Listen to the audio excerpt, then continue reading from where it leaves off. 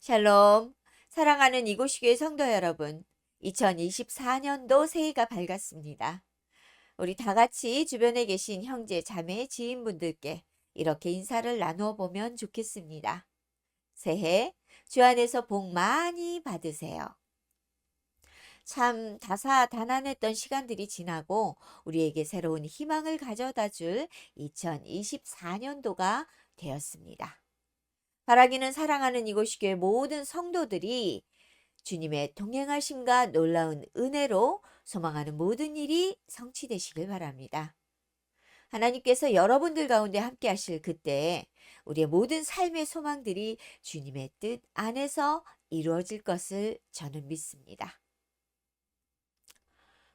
지난 몇 년간 우리는 지금까지 겪어보지 못한 팬데믹 상황을 겪었습니다. 팬데믹 상황이 어느 정도 잠잠해지는 듯 하더니 2022년 2월 24일 러시아의 우크라이나 침공이 시작되었습니다.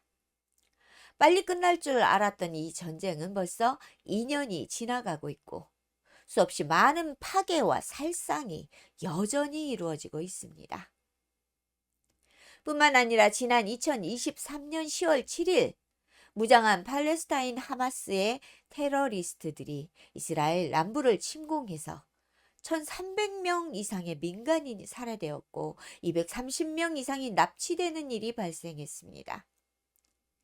이에 이스라엘의 대대적인 보복으로 인해 현재 이스라엘과 하마스 간의 치열한 전쟁이 가자 지구를 초토화시키고 있는 끔찍한 상황이 진행 중에 있습니다. 바로 옆 나라인 일본은 며칠 전 진도 7.6의 강진으로 많은 가구가 부서지고 사상자들도 발생했습니다. 지구의 온난화의 여파로 호주 전역에 산불이 발생하는가 하면 만년설과 빙하가 녹아 해수면이 높아져 태평양 일대의 섬나라와 국토의 90%가 평지인 방글라데시 같은 국토들의 일부들이 사라지고 있는 심각한 문제도 겪고 있습니다. 새해 첫 시간 설교가 이렇게 무서운 이야기들을 하는가 싶으시죠? 현재 우리가 살아가는 이 지구 위의 환경이 우리를 이처럼 불안하게 만들어 가고 있다는 말씀을 드리는 겁니다. 언제 우리가 이런 일들을 겪게 될지 모르는 두려움이 유독 많아지는 때인 것 같습니다. 이처럼 두려움 가운데 있는 우리들에게 하나님께서 주신 오늘의 말씀, 본문 이사야서는 큰 위로와 용기를 주는 말씀입니다. 오늘 본문은 제3 이사야의 핵심에 해당하는 말씀이고요. 이스라엘 백성들이 바벨론 포로에서 돌아와 황폐해진 나라를 재건하기 시작하던 초기의 상황을 보여줍니다. 바벨론의 포로로 끌려갔던 이스라엘 백성들이 자유를 얻고 희망을 품은 채 예루살렘으로 돌아옵니다. 그런데 그들이 도착해서 마주한 이스라엘과 예루살렘의 상황은 너무 열악한 상황이었습니다. 기대와 희망이 컸던 만큼 실망도 커졌습니다. 그들만의 힘으로 예루살렘을 재건하는 건 역시 너무도 힘겨운 일이었습니다. 또한 재건을 막고자 하는 주변 이민족들의 방해와 계속되는 흉년으로 인해 그들이 꿈꾸던 예루살렘 성전의 재건조차 멈출 수밖에 없게 됩니다. 경제적으로 너무도 궁핍해지고 지치고 힘겨운 싸움으로 이제 그들이 꿈꾸던 희망 대신 절망과 좌절이 자리 잡게 되었습니다. 자신들의 무능력과 무기력함을 탓하며 그들은 주저앉아 슬퍼하고 있었습니다. 이처럼 지쳐 더 이상 손가락 하나도 까딱할 힘조차 없는 그들에게 하나님께서 선지자 이사야를 통해 큰 위로와 희망의 메시지를 선포하셨던 것이 오늘 우리가 만나는 이사야서의 내용입니다. 일어나라. 지금 이 말씀을 듣는 이들은 뭔가 마음이 지쳐 아무런 희망을 가질 수 없는 상태입니다. 이스라엘 백성들은 바벨론의 포로로 끌려가 70년을 지내며 고국을 그리워했고 하나님의 성인 예루살렘을 고대하며 고된 바벨론의 삶을 이어가고 있었습니다. 그런 그들에게 예루살렘으로 귀환하라는 놀라운 소식이 전해졌을 때 그들은 심장이 터질 것만 같은 희망에 가득 차 있었습니다. 드디어 만날 내 조국과 하나님의 임재가 가득한 예루살렘 성. 생각만으로도 가슴이 가득 벅차오르는 기쁨이 넘쳐났습니다. 그렇게 희망을 품고 돌아와 그들의 눈앞에 있는 조국은 이내 그들을 절망에 빠지게 만들기에 충분했습니다. 그런 백성들에게 하나님은 이사야를 통해서 일어나라 라고 말씀합니다. 지금 절망적인 상황에 무기력해지거나 주저앉지 말라고, 일어나라고 하시는 겁니다. 이스라엘 백성들처럼 때론 우리도 우리의 힘으로 감당하기 어려운 삶의 무게 때문에 주저앉아 있을 수 있습니다. 시간이 흐를수록 더욱 힘겨워지는 것이 삶이라는 생각이 들기에 이 무거운 삶의 짐은 우리를 더욱 절망하게 만들기도 합니다. 그럴 때 우리를 향하신 하나님의 음성을 들으시기 바랍니다. 일어나라, 사랑하는 자녀야. 내 곁에서 너의 삶의 무게를 내가 함께 지고 있단다. 나를 의지하여 힘을 내보지 않겠니? 나로서는, 우리로서는 할 수 없는 현실이지만 전능하신 하나님께서 우리들 곁에 함께 동행해 주신다고 일어나 함께 가자고 말씀하시는 것입니다. 그거 놀라운 권능의 하나님을 의지하고 주님을 바라보며 지금의 어려운 상황들 속에서 용기 내어 일어나 주님께 나아가는 이곳이 교회 성도들이 되면 좋겠습니다. 요한복음 5장 8절에서 예수께서는 38년 된 중풍병자를 향해서 일어나 내 자리를 들고 걸어가라고 명령하셨습니다. 그 음성에 반응한 그가 일어나자 병이 나아지고 자신의 자리를 들고 기뻐 뛰던 놀라운 기적이 임했던 것을 생각해 보십시오. 사도행전 3장 6절에서 베드로가 구걸하는 안진뱅이에게 나세렛 예수의 이름으로 일어나 걸으라 라고 소리치자 그가 그 자리를 박차고 일어나 걷기도 하고 뛰기도 했었던 것을 여러분은 모두 알고 계실 것입니다. 지금 영과 육과 혼이 지쳐 더는 일어날 희망이 없다고 주저앉아 슬퍼하는 분들이 이 말씀을 듣고 있다면 사랑하는 주의 자녀들, 이제 예수 그리스도의 이름으로 말씀을 드립니다. 그분의 이름을 의지하여 당신의 절망의 자리를 털고 일어나 나오십시오. 당신의 가정에 암흑과도 같은 좌절과 고통이 있다면 하나님의 크고 놀란 권능을 의지하여 함께 일어나 주님이 주시는 위로와 희망의 음성을, 메시지를 들으시기 바랍니다. 당신이 일하고 있는 사업장이나 직장에서 당신의 자리가 공고하고 점점 더 희망을 잃어가고 있다면 그 좌절의 자리에서 일어나 능력의 예수의 이름을 의지하여 기도하며 소망을 얻으시기 바랍니다. 벤자민 플랭클린은 필라델피아 사람들에게 가로등이 얼마나 큰 도움이 되는지를 알리기 위해서 아름다운 등을 하나 사서 자신의 집 앞 등 받침대 위에 올려놓았습니다. 해가 지고 어두움이 거리를 덮자 그 등에 불을 밝혔습니다. 잠시 후 등불이 환하게 빛을 내기 시작합니다. 그 환한 빛이 어두운 길을 밝히는 것을 동네 사람들이 보게 되는 거죠. 그 집 앞을 지나갈 때는 돌부리에 걸려 넘어지지도 않고 물 웅덩이도 피할 수 있게 되었습니다.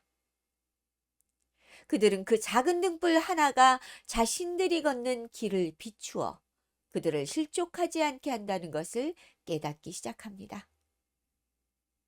얼마나 지났을까요? 마을 사람들이 자신들도 등불을 하나, 둘씩 집 앞 등 받침대에 올려놓기 시작합니다. 필라델피아의 거리는 더 이상 어두움으로 위험한 곳이 아니었습니다. 이것이 가로등의 시초라고 합니다. 앞서 언급했던 일어나라라는 첫 번째 명령이 위로와 회복에 대한 말씀이라면 이제부터는 회복된 주의 자녀들에게 주어지는 사명에 대한 말씀을 살펴보고자 합니다. 일어나라 빛을 발하라. 이는 내 빛이 이르렀고 여호와의 영광이 내 위에 임하였음이니라.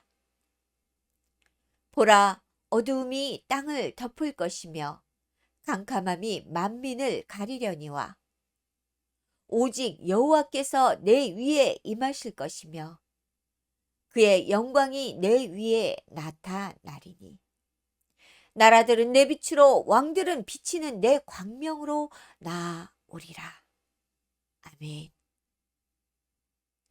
본문 1절은 일어나라와 빛을 발하라는 두 개의 명령으로 시작합니다. 이 명령은 절망과 좌절에 빠져 있는 이스라엘 백성을 위로하시는 말씀인 동시에 그동안 이스라엘이 잊고 있었던 사명을 재확인시켜주는 말씀이기도 합니다. 이스라엘은 하나님의 선택하신 선민이었습니다. 그들은 세상 누구보다 먼저 하나님께로부터 구속받은 놀라운 은혜를 입은 백성들이었습니다. 빛이 되신 거룩한 하나님의 선택으로 그들은 죄에서 벗어나 하나님의 빛 안에 거하던 사람들이었던 것이죠. 그러나 그들은 하나님께서 주신 이 빛의 자녀가 가지는 사명에 대해서는 인식하지 않고 있었습니다. 그들은 하나님께서 주신 빛의 사명들이 자신들의 탐욕과 죄악으로 인해 감당하지 못하고 있었던 것입니다. 그런데 하나님께서 다시 이 땅 위에 빛으로 오셨습니다. 그리고 죄로 어두워진 그들을 향해 그 빛을 비추십니다. 이제 죄악으로 가득했던 그들은 이 어두운 죄에서 벗어나 다시 빛이 될 수 있었습니다. 그분이 바로 예수 그리스도이십니다. 빛을 발하라는 뜻의 히브리어 동사인 오리는 창조 명령인 창세기 1장 3절에 빛이 있으라와 같은 단어입니다. 또 마태복음 5장 14절에서 예수 그리스도께서 말씀하셨던 너희는 세상의 빛이라와 동의어입니다. 이 말씀은 예수 그리스도의 권고이며 동시에 명령이었었습니다. 빛을 발하라. 빛을 발하라는 명령, 곧 하나님의 영광을 세상에 드러내는 것이 그 비단에 거하는 하나님의 자녀된 우리들의 의무와 사명이라는 것을 강조해서 말해주고 있습니다. 혹시 사랑하는 성도 여러분들도 이스라엘 백성처럼 이 사명을 잊고 계시는 것은 아닌지 지금 살펴보았으면 좋겠습니다. 본문 2절의 첫 단어는 보라인데요. 히브리어로 키헤네라고 합니다. 이 단어는 명령어로 사용됩니다. 본문은 하나님의 선택된 백성들이 빛을 발해야 하는 이유를 설명해 주고 있습니다. 이스라엘 백성 가운데는 빛이 이미 비추어졌지만 온 땅은 죄악이 관영하고 어두움에 덮인 민족들이 울고 그 땅에 거하고 있습니다. 하나님께서 그의 택하신 백성들에게 보라라고 명령을 하셨습니다. 무엇을 보라고 하는 걸까요? 그것은 어둠에 겹겹이 덮여 있는 세상입니다. 하나님께서 그 어둠을 뚫고 그들에게도 그의 영광의 세상을 비추기 원하고 계시는데 그 일을 택하신 백성들을 통해 이루고자 하시는 것입니다. 죄로 덮여 어두운 저 가여운 민족들 가운데 너희가 가서 나의 영광을 빛을 비추어 저들도 나의 백성이 될 수 있게 하라는 명령을 하고 있는 것입니다. 그리고 3절부터 그 말씀에 순종한 주의 백성들로 인해 그 빛을 따라 행진하는 많은 민족들과 하나님의 피조물들이 그분의 앞으로 나아오는 장면을 볼 수 있습니다. 하나님의 영광의 빛으로 죄로부터 자유케 된 모든 세상의 피조물들이 하나님의 영광을 찬송하며 기뻐하는 모습으로 온 세상에 가득 차게 합니다. 주님의 명령에 순종한 백성들로 인해 세상에 하나님의 영광의 빛으로 가득 차게 된 것입니다. 할렐루야. 예수 그리스도의 탄생을 기점으로 12일이 지난 후 첫 번째 주일을 주현절이라고 합니다. 바로 오늘이지요. 성탄을 통해 예수 그리스도께서 빛으로 이 땅에 오셨고 이제 온 세상이 그 비단에 거할 수 있게 되었습니다. 그래서 주현절은 그리스도의 빛의 출현절 혹은 빛의 축일이라고 불립니다. 예수 그리스도가 죄로 어두운 이 땅에 빛으로 오셔서 온 세상을 환하게 비추고 계시는 것입니다. 이것이 예수 그리스도가 이 땅 위에 다시 오신 이유입니다. 이 빛이 우리들 위에 비추어질 때 우리는 하나님의 구속의 은혜로 어두운 죄 가운데에서 벗어날 수 있게 되었습니다. 하나님은 이처럼 어두운 죄에서 벗어난 우리들을 빛의 자녀라고 불러주셨습니다. 그리고 그 빛으로 자유케 된 우리에게 너희도 세상의 어두움을 밝히는 빛으로 살아가라 말씀하십니다. 죄악으로 어둡고 고통받는 이 세상을 밝게 비추는 빛이 되라고 말이지요. 우리가 하나님께서 빛 대신 주님의 영광을 세상에 증거하라 주신 이 명령은 세상 가장 고귀한 사명입니다. 사람들은 세상이 너무 험악해졌다고 어두워졌다고 불평하거나 두려워합니다. 그런 세상 가운데 하나님은 우리를 세상의 빛으로 불러주셨습니다. 우리가 세상 어두운 곳에서 주의 빛을 발하게 되면 하나님의 영광이 그곳에 나타납니다. 시온에 비추는 빛을 보고 이방 민족들이 여호와 앞으로 나왔던 것처럼 우리도 우리의 빛을 세상 어두운 가운데 비추는 삶을 살아야 합니다. 빛이 된 삶이란 무엇일까요? 우리가 세상을 살아가는 동안 우리의 삶을 통해 하나님의 영광을 드러내는 것이 아닐까요? 하나님께 먼저 부름받고 구원받은 주의 자녀들인 우리가 삶의 현장에서 세상 사람들을 배려하고 이해하려 노력하며 그들의 아픔과 함께 울고 그들의 고통을 나누는 삶이 아닐까요? 사랑하는 이곳이교회 성도 여러분, 지난 몇 년 동안 이어지는 질병과 전쟁과 기근과 홍수로 피폐해져가는 이 안타까운 현실 속에서 우리가 빛으로 부름받았다는 사실을 기억하며 그들 고난 가운데 동행하며 함께할 수 있는 그리스도인들이 되었으면 좋겠습니다. 하나님께서 우리들 곁에 동행하심 같이 우리도 그들과 함께 동행하는 삶을 통해 하나님의 영광과 사랑이 전해지는 2024년 새해가 되었으면 좋겠습니다. 한 해 동안 이 사명을 힘써 감당함으로 세상을 밝혀갈 수 있는 사랑하는 성도 여러분들이 되기를 간절히 소망합니다.